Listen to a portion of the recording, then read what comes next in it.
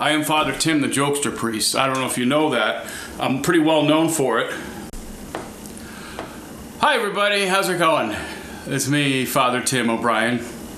Haven't spoken to you in a while. I know, it's been a while.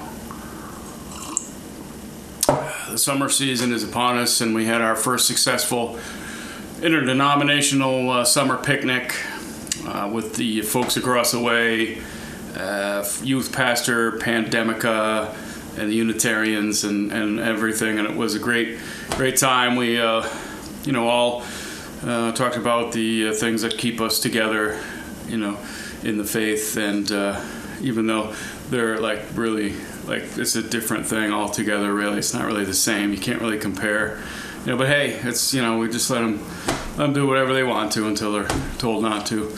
Not like I'm not really, it's not really a good time for Father Tim. Really, this is they're like, hey, why don't you film another video? It's important to keep communication, a dialogue going between the community and the church, which is that's I think it was hey Cardinal, you're like a bird.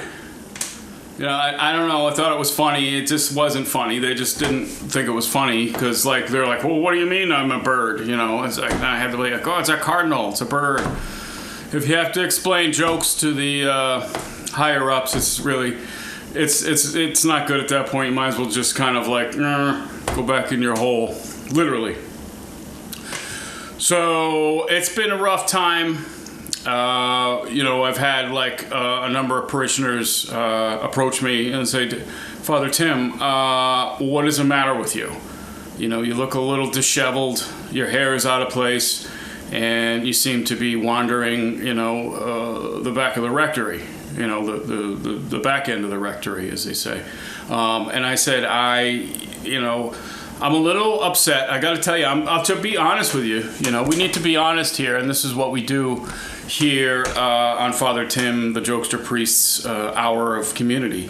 What we do is we talk about the things that bother us, and how we interweave these things into our faith and everything. So I'm upset because I was not asked to go on the trip of fellow comedians over to see the Pope, His Holiness.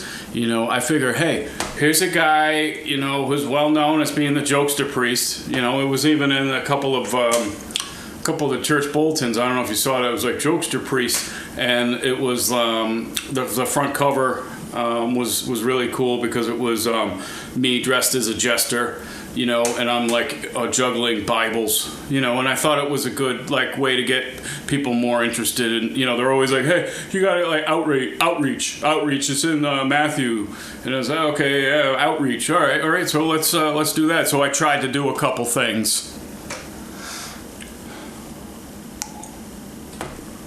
and what do they say? They say no good deed goes unpunished. I think that's in the Bible, actually. I just, I had, people come up to me like, hey, Father, what's the matter with you? And I'll be like, nothing. Nothing's the matter with me, okay? And you shouldn't really be asking me what's the matter with me when I know all about you because you told me over there in the box. I'm not going to say anything, but I need you to not say anything about me, okay? This is how this works. Don't say, don't tell, no tell, motels. Anyway, so I got very upset because, and I'm just kidding. Everything I just said, I'm just kidding. But I am upset that I didn't get invited to see the Pope, His Holiness. They had all these other late night comedians, these people that get up on stage and say one thing and then behind closed doors they say another thing. It's really you're getting out there, in front of people and you're like blah blah blah blah blah. Then you close the door and you're like, fuck everything I just said. And I'm sorry.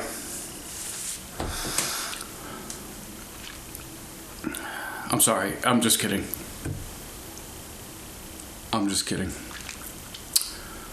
But, it's they know that I'm the joke. That's my thing. you know, they're like, oh, who's going to the Vatican? Let's see. Here's a list of people going to the Vatican.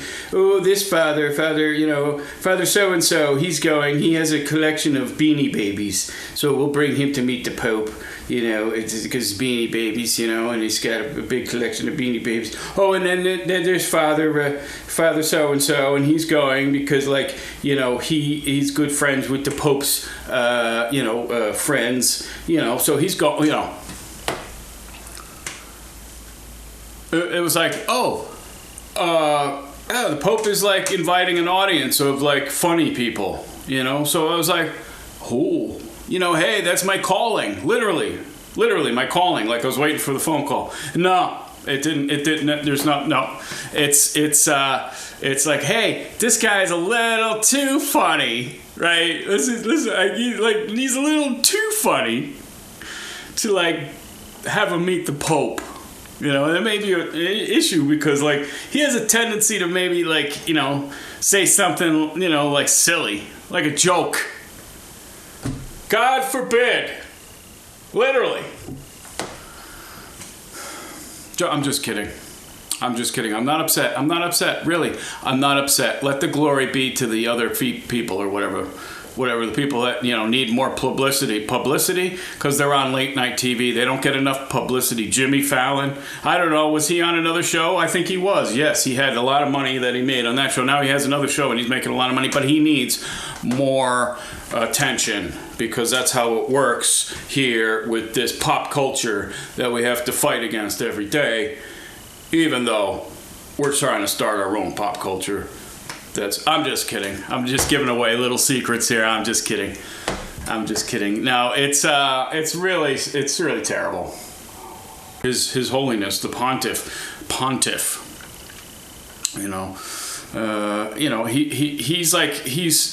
He would really enjoy some of the humor that I have. I think, you know, and it's like the type of things that I say at a interdenominational summer picnic. You know, those things have people like laughing all day long. They just like I walk over to them later in the beautiful afternoon in the sun, you know, and they're like, "Oh, Father!" and they're still laughing at what I said earlier about the potato salad. You see, and that's why I thought the Pope would just really enjoy that little homespun humor from one of his servants. Am I a servant or a servant of God? Well, he's the spokesperson. He's infallible. So I would say, the Pope, you're infallible. I heard you're also inflammable. So they could wear like gear that's like fireproof, you know, because like someone tried to kill him once. No, that wasn't him. That was the other guy. They tried to get the other Pope, and then they built the Pope thing. You know, the Pope in the glass. You know, which would be another funny thing I could say to him. You know, be like, "Hey, are you still in the Pope in the glass? What happened to that car? Did they put it on usedcars.com or something? Is that for sale? Like, how do they sell that?" They're like, "Hey, used car, but it has like a bubble on top. What are you gonna do? I don't know. Hey." Just kidding. I'm just kidding about everything, really. It's a shame that the Pope, didn't get my messages. I did send him several letters. You know, I sent like handwritten letters because I didn't know if he's on the internet. You know, is the Pope on the internet? You know, I don't know. Like, do they let him on the internet? Like, if he was on the internet, he'd see a lot of things I don't think he'd like. You know, I don't know. What if most of them he caused? Yeah, just kidding. Hey, just kidding. Anyway, it's okay. You know, I'm destined to sit here at the Church of Perpetual Helplessness and just basically do my duty to the community and to the church, and if that means no fame and fortune and glory and family and the Father, I walked into work the other day and the bishop was there and he said, "Hey, why don't you take some time off? You look like you could need it." You know, and I'm like, "Oh, Well, I'll take some time off. You want me to go on vacation with my family? The family that you don't want me to have? And then I was like, I'm just kidding. And I don't think he thought I was kidding. You have to meet with him tomorrow at 10 down at the diocese. And I have some funny things to say about that. Oh, diocese? What, are you having kidney problems? Right? Oh, are you having problems with your rectory? You might want to get one of those boxes that you have to poop in. I'm not sure I'm gonna, I think, I'm not really,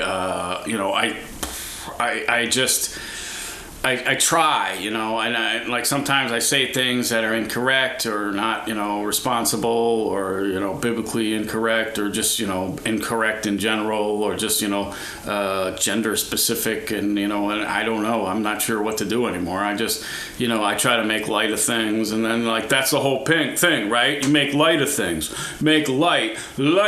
When you die, you go towards the light, right? When, up above, it's like the light came down and spoke to me. What did it say? It said, fear not. And I'm like, really? Fear not?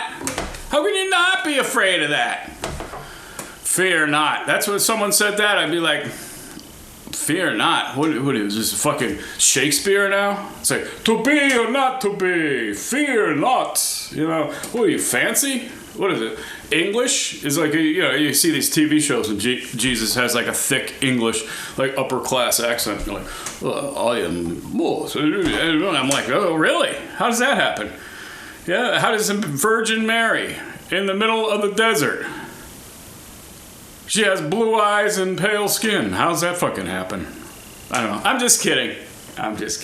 See, those are the things that I think prevented me from ending up on that guest list. I don't know. I mean, that's some of the material I do is just a little it's not, it may not be condoned or condemned from by the church. So unfortunately I have to kind of go rogue sometimes in the newsletter, in the church bulletin. So I say for more information, follow me on Twitter. And I still say Twitter because I don't know what to call it. X, like this. Oh, hey, got one of those right there. No, but I still call it Twitter. I still call that Twitter. That's Bridget's Cross Twitter. So that's Bridget's Cross, which is also one of the ideas I had. And I wanted to talk to the Pope about this, is starting our own social network. And it would be a great place for people to talk about things that they don't want to talk about in church, things that they may be embarrassed about, that they even don't want to talk to someone in the confessional. Maybe there's things that, just don't make it to the confessional. Because you got things that you want to confess, and then you got things that you don't even want to admit to yourself.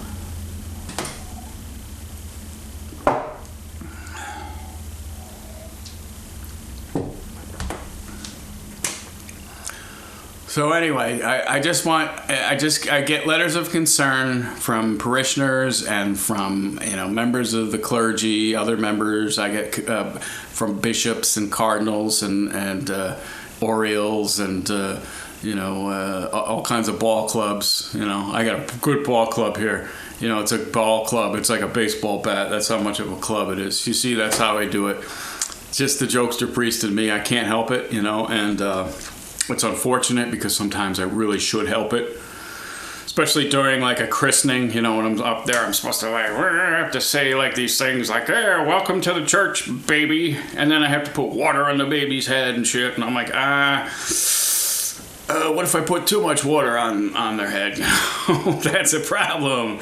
You got to put just the right amount of water on a baby's head during a christening. Otherwise, it's there's not enough water, so it's not the baby's not, the baby might go to hell if you don't put enough water on it. But if you put too much water on it, the baby's gonna die, and that's not cool. You can't do that. Anyway, that's funny. Just kidding. That's really sick. You shouldn't really joke about things like that, because water is very precious to the earth. and clean water is very important. That's why we go down to certain countries and we try to provide them with fresh, clean drinking water because it's so important.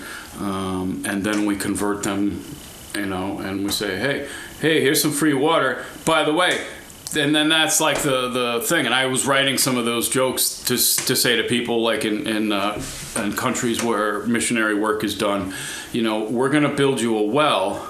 And then you sort of develop material off that to make them laugh because it's all part of the community process. So I'd say, I'm going to build you a well. Hey, well, did you hear the story about the water that a man walked on? Well, I'm not talking about the ice. So you could do like a whole thing like that, and it's really great because they have no idea what you're saying, but they're laughing, So you're like, hey, half the battle right there, right? Jokester priest. Hey, at least I got them laughing. I just need to get their butts in the pews, right? Butts in the pews, right? That's a little like PG-13, but that's what I do. I'm the jokester priest, That's all the time we have today. I'm feeling a little better than I was earlier. I feel left out. It's a terrible feeling when when you have no family, and some people question what you're doing and why you're doing it, and your involvement and your commitment and faith to the thing that you're in, and you just have to keep going. You just keep going, keep rolling it. Keep rolling the camera, roll the film. Right? It's a big movie, and we're all in it. Thank you very much. Good night, everybody, or good day, or have a morning.